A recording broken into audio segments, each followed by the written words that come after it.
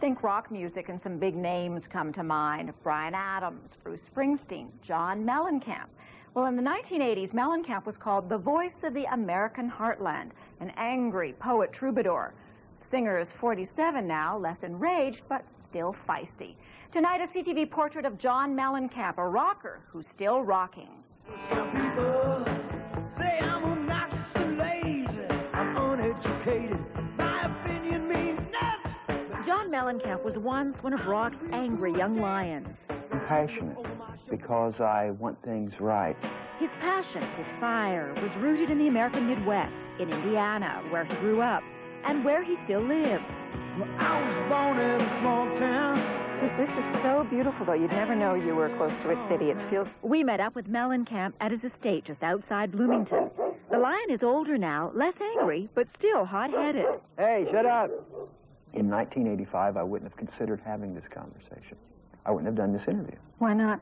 I didn't have to. Because? People were sick of seeing me. I was so many places. So why would I want to get on television and talk about myself? Your life is now, your life is now, your life is now. Well, he's talking about himself now because at 47, the veteran rocker knows what he has to do to sell records. You can't turn on the radio and hear John Mellencamp on a top 40 station like you used to, like you once did, because I am at that age. I need a lover that won't drive me crazy. At an age when he can reflect back on the rock and roll glory that brought him to this point. First as a much ballyhooed Johnny Cougar. Then later as the less churlish John Cougar Mellencamp. Little ditty about Jack and Diane. In the good times, they called you a poet troubadour, which is a lovely thing to say about them.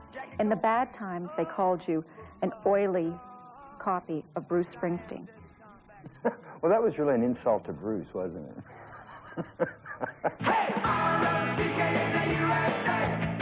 He played hard and lived hard. The albums, the hits and misses, the touring and the womanizing. It cost him 2 marriages.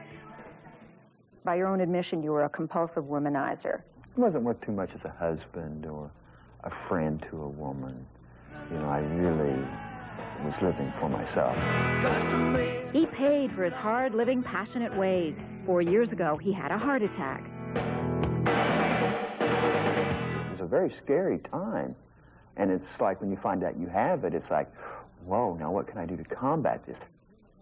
What did he do? Changed his lifestyle, cut back on the burgers, if not the smokes, and began to appreciate the things that are important to him. It's not just about me. It's about my kids. It's about women that I'm involved with. It's about my family. The tamed lion has found marital bliss with his third wife, 29-year-old supermodel Elaine Irwin. They met while recording this rock video. You're a better husband this time around. Sure, I would think. I don't leave. I don't disappear for 5 and 6 days. Nobody knows where I'm at. I've never disappeared, have I? So there you go. Did you ever worry?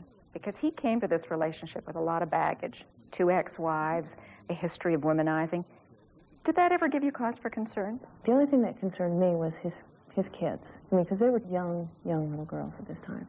And I just wanted to make sure that I approached that in a thoughtful, sensitive manner. Mellencamp has 3 older daughters, but with young sons Hud and Speck, he's rediscovered fatherhood. He's also found perspective at an easel in this huge studio on the property, sometimes spending 14 hours a day in front of the canvas. Painting is one thing you can do alone, and I figured out that's what I needed to do. He churns them out. There are hundreds in the house, self-portraits, paintings of Elaine, friends, former lovers. 17 albums, 5 children, 3 marriages, 1 heart attack, and 1 million cigarettes later. The wild one may be tamed, but he's not broken. So then, looking back over your life, would you change anything now? I think that I would maybe have been a little nicer or kinder to some people in my life. And would you still be a womanizer? Probably. I don't regret having done that. At least I was sharing something with someone.